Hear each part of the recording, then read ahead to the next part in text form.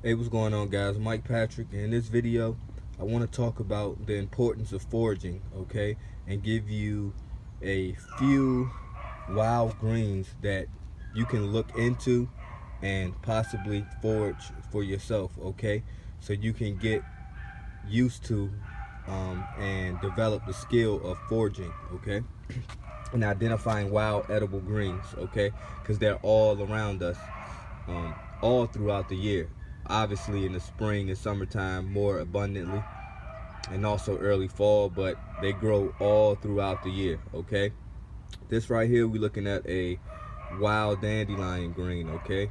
Now, guys, when it comes to identifying wild greens, guys, me, I'm the type of person that I try to make things as simple as I possibly can if I'm trying to explain something or teach something to other people, because I know I want people to break things down to me in its most simple form so I can understand it, okay? Keep it simple, right?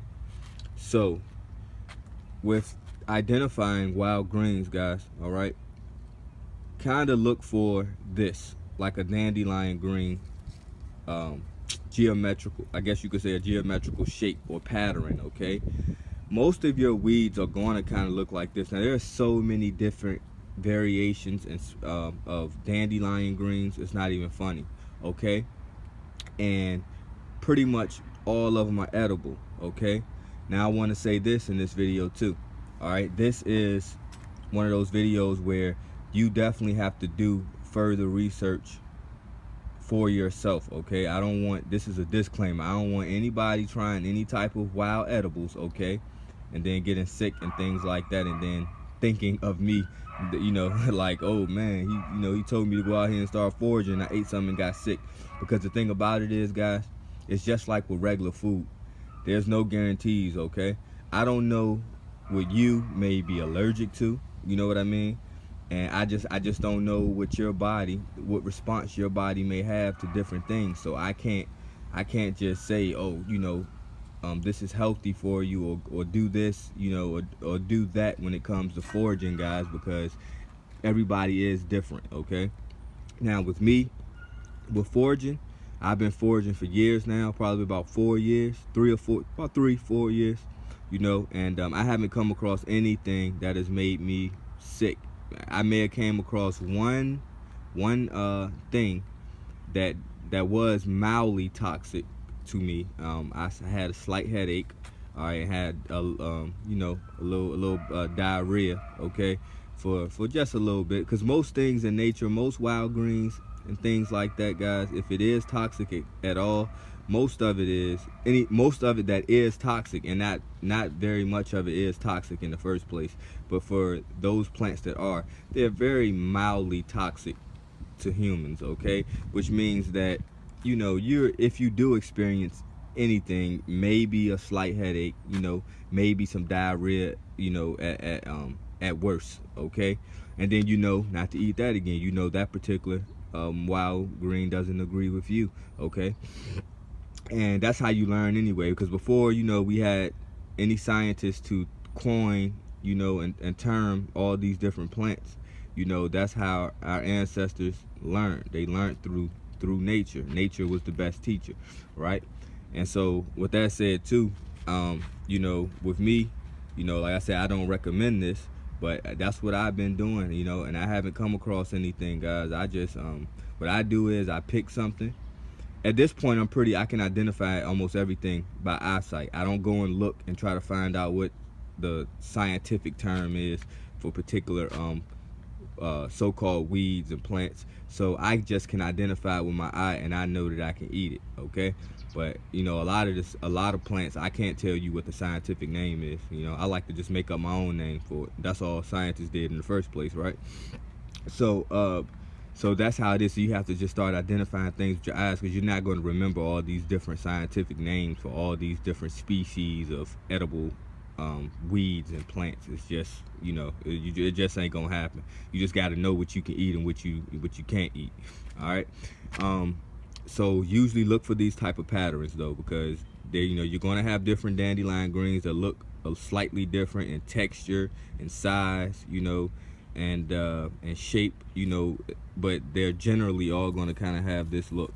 All right, you know, and then with the wild greens, guys, they're much more potent than store-bought greens, okay? Because these greens grow wild in nature, so you know they're organic, okay? You know they're fresh. As soon as you pick it, they have all the chi, all the life force in it, because you're picking it directly out the ground. It's not on a tractor trailer for days and hours and things like that, losing life force, okay? So that's two great things about wild greens. Also, guys, with most wild greens, most of them are considered weeds. Now, the reason why we don't appreciate weeds, you know, we look at it like it's a bad thing, is because they're so abundant. And usually the more rare and precious things are, we give it more value. But they grow so abundantly, we deem to not, you know, have appreciation for these weeds. But the reason they grow so abundant is because they're very tough food, guys. They're very tough plants, all right? And you know, weeds can grow fast, okay? They grow strong, okay? They don't need very nutrient rich soil to grow. That's something that you want. You want that in your body, because your body's going to take on the attributes of that. Makes sense, right? So if you eating, you know, strong food, extremely healthy food that doesn't require a lot to grow and to thrive, you want that in your body. That's going to have a lot of nutrition and a lot of other components to it that we don't even necessarily measure, okay? Excuse me, guys. And so let me see here. But of course, when you pick your weeds, try to go to a place that, this is when you have to use your intuition and your common sense. Don't try to pick weeds from places that you know are heavily maintained, okay? So nowhere that it looks like, don't go to a golf course trying to pick the weeds. You know what I'm saying? You know they treat that area, and it's a possibility they can have weed killer and things like that on the greens. But generally, you're not going to run into that problem, guys, because you can look at a weed and tell if it's been sprayed or something like that. Usually those chemical sprays, those weed killers work very fast, okay? So you're gonna start to see, you know, you'll see it'll start looking limp, or it'll look very dry, or I mean not dry, but you know, it will kind of dry because it started losing its color, discoloration, and things like that. That's how you know that something's probably been sprayed, okay? Plus, if it's been sprayed relatively soon, it's going to be kind of wet, and you know, and then you can smell it. That stuff has chemical smells to it, so it's not, you know, so if you smell something and it's kind of wet, you know not to mess with it, you know. Or if it was sprayed within the last day or something like that, even a couple hours, and it starts to look discolored like it's dying, don't mess with it, you know what I mean? And like I said, just don't be in an area anyway where you seriously might think that, you know, it's possible that people can treat this area. All right, try to go to a wild area that's kind of neglected almost, and pick your weeds. That's when you're gonna have the most abundance of them anyway. All right, let me see here. Oh, I'm gonna just give a couple examples of some scientific some weeds that I do know the scientific names for, and that are very common, you know, in North America, okay? And like, really, if you can identify these ones, you know, you can survive because they're so abundant throughout the year. All right, so you have your narrow leaf plantain, okay? And you have your wide leaf plantain, okay? Those are two different types of plantains that look pretty similar, but one, the name speaks for itself. One has a more narrow leaf, a skinny leaf that almost puts you in the mind of a dandelion green as far as the length of the leaf, and then the wide ones are more, you know, wider, and you know, a wider, more roundish shape, okay? And those are very common here, okay? Those are two that you can get almost year round, okay? Especially the narrow leaf. I still see the narrow leaf. We're well into January, and I see enough of the narrow leaf plantain. I don't see much of the wide leaf plantain right now, but you know, and of course dandelion greens, you know, and also so thistle is really prevalent and really abundant in North America, okay? So those are three right there that can get you started, okay? and then you can just add on. Or another way that you can measure, because if you don't have a book, or if you don't know, if you don't have patience and things like that, if you don't know, if you really need a name so you can really look into the plants, I get it, you know what I mean. So what you can do, guys, is if you a way to test the plants also is, don't just pick something. If you're unsure about it, don't just pick it and put it in your mouth and eat it and see. I'm gonna see what happens.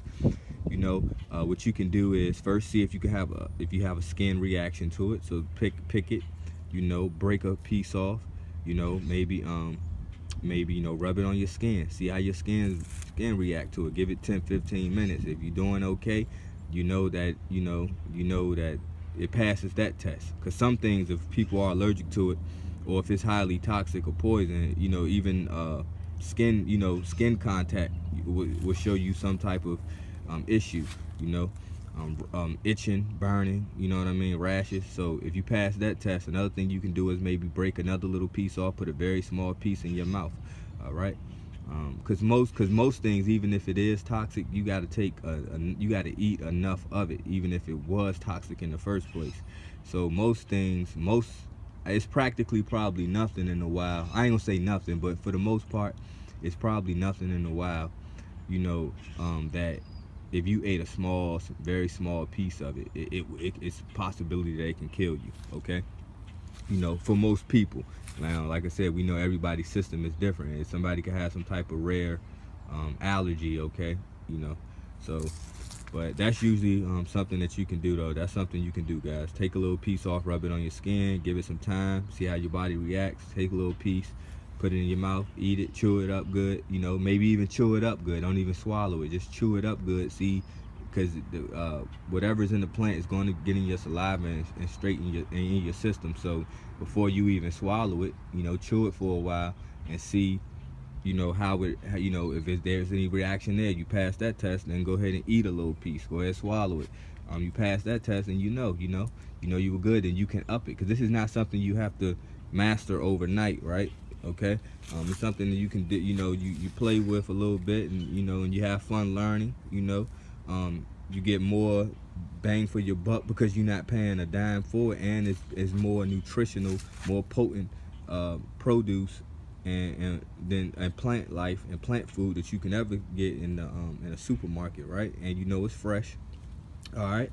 And just in case you ever found yourself in a situation where food is not as available, okay, that you don't have to necessarily starve. You may not have your luxury food no more, but you don't have to starve. Okay. All right, guys, hopefully this was a helpful video. Peace.